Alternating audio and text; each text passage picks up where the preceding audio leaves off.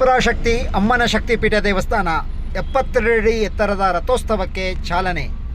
ನಗರದ ಜಗಜೀವನ್ ರಾಮ್ ನಗರದಲ್ಲಿರುವ ಆದಿಪರಾಶಕ್ತಿ ಅಮ್ಮನ ಶಕ್ತಿಪೀಠದ 72 ಅಡಿ ಎತ್ತರದ ಆದಿಪರಾಶಕ್ತಿ ಅಮ್ಮನ ರಥೋತ್ಸವಕ್ಕೆ ಚಾಲನೆ ವರ್ಷದ ವಾರ್ಷಿಕೋತ್ಸವದ ಅಂಗವಾಗಿ ಹಮ್ಮಿಕೊಂಡಿದ್ದ ರಥೋತ್ಸವದಲ್ಲಿ ಸಾವಿರಾರು ಭಕ್ತರು ನೆರೆದು ತಾಯಿಯ ತೇರನ್ನು ಎಳೆಯುವುದರ ಮುಖಾಂತರ ಭಕ್ತಿಯ ಪರವಶರಾದರು.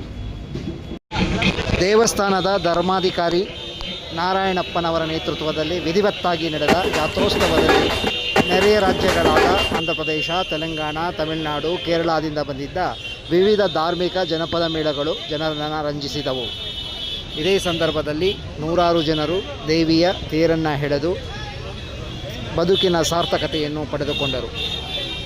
ಈ ಸಂದರ್ಭದಲ್ಲಿ ಧರ್ಮಾಧಿಕಾರಿ ನಾರಾಯಣಪ್ಪನವರು ರಥೋತ್ಸವದ ವಿವರಣೆಯನ್ನು ನೀಡಿದರು. ಆದಿಪರಾಶಕ್ತಿ ದೇವಸ್ಥಾನದಲ್ಲಿ ಪ್ರತಿ ವರ್ಷದಂತೆ ಈ ವರ್ಷವೂ 42ನೇ ವರ್ಷದ ವಾರ್ಷಿಕೋತ್ಸವ ಇವತ್ತು ಅಮ್ಮನವರ ಸನ್ನಿಧಾನದಲ್ಲಿ ತುಂಬ ವಿಶೇಷವಾಗಿ ವಿಶಿಷ್ಟವಾಗಿ 9 ದಿನದಿಂದ ಅನ್ನದಾನ, 9 ದಿನದಿಂದ ಕಾರ್ಯಕ್ರಮಗಳು ನಡೀತು.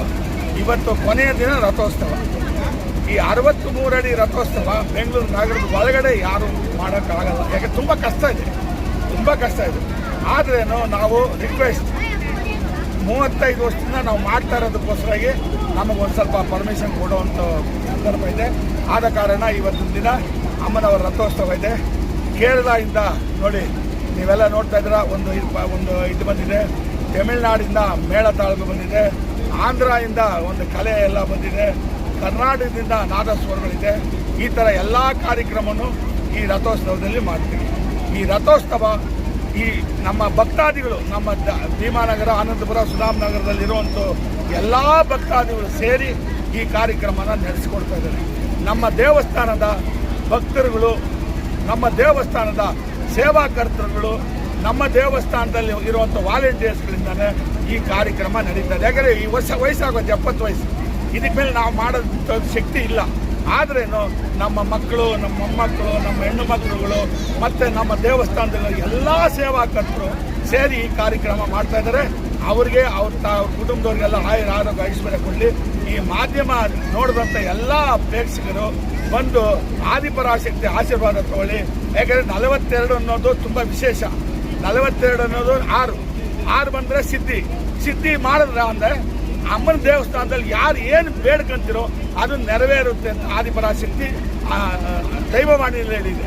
ಆದ ಕಾರಣ ಇದಕ್ಕೆ ಮೇಲೆ ಅಮ್ಮನವರ ದೇವಸ್ಥಾನದಲ್ಲಿ ಯಾರು ಬಂದು ಏನು ಬೇಡ್ಕೊಂಡ್ರೇನೋ ಖಂಡಿತವಾಗ ಅವ್ರ ಸಿದ್ಧಿ ಆಗುತ್ತೆ.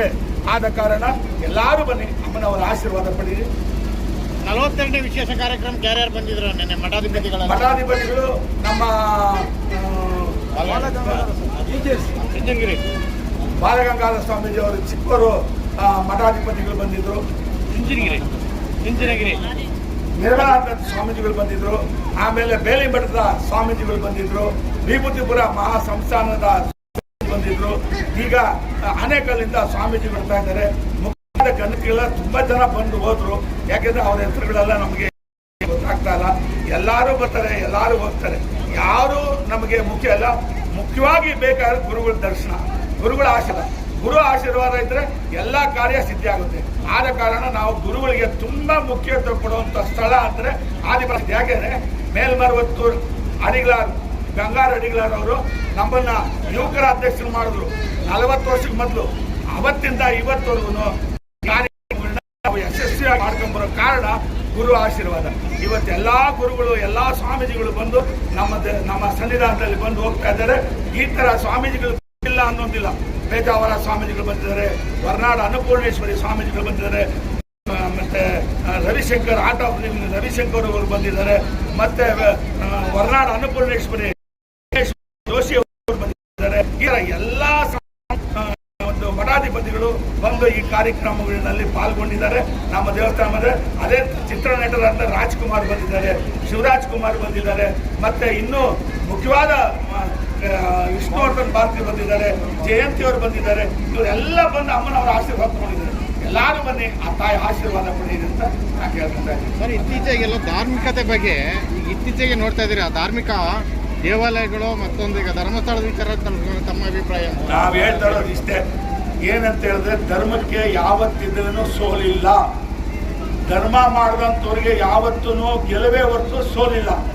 ಎಲ್ಲ ಯಾವುದೋ ಒಂದು ಪ್ರಭಗಂಡ ಮಾಡಿಸ್ತಾ ಇದ್ದಾರೆ ಹಿಂದೂ ಸಮುದಾಯನ ಒಂದು ಇದು ಮಾಡಬೇಕು ಅಂತ.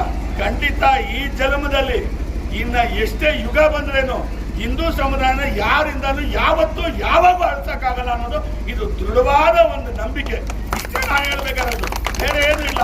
ಹಿಂದೂ ಸಮುದಾಯನ ಯಾರು ಅಳಿಸೋಕ್ಕಾಗಲ್ಲ, ಅಳಿಸೋಕೆ ಹೋಗೋಕ್ಕೂ ಹೋದವ್ರನ್ನು ಬಿಡೋದಿಲ್ಲ ಭಗವಂತ, ದೇವರೊಬ್ಬನೇ. ಆದ್ರೆ ಅದನ್ನೆಲ್ಲ ಬೇರೆ ಬೇರೆ ಮಾಡ್ಕೊಂಡ್ರೋ ನಾವೆಗಳೇ.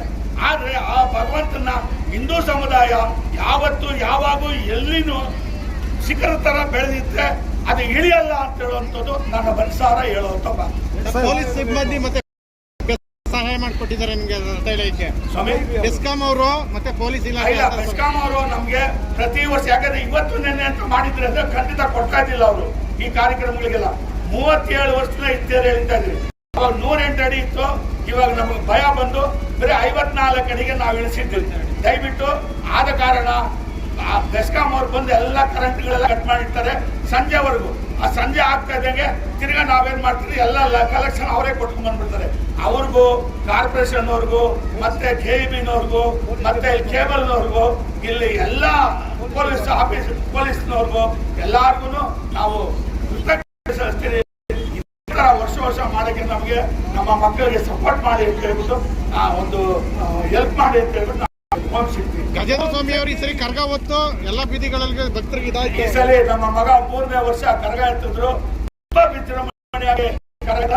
ಅದೇ ರೀತಿ ನಾನು 36 ವರ್ಷ ಎತ್ತಿದೆ, ಅವನು 36 ವರ್ಷ ಎತ್ತಲಿ ಅಂತ ಹೇಳ್ಬಿಟ್ಟು ನಾನು ಮನಸಾರ ಬೆಳೆದಿರ್ತೀನಿ. ಇದೇ ತರ ಇಲ್ಲಿ ನಡೆಯುವಂತ ಕಾರ್ಯಕ್ರಮ ಎಲ್ಲ ಅವನೇ ಇದ್ದು ಮಾಡಬೇಕು ಅನ್ನೋದೇ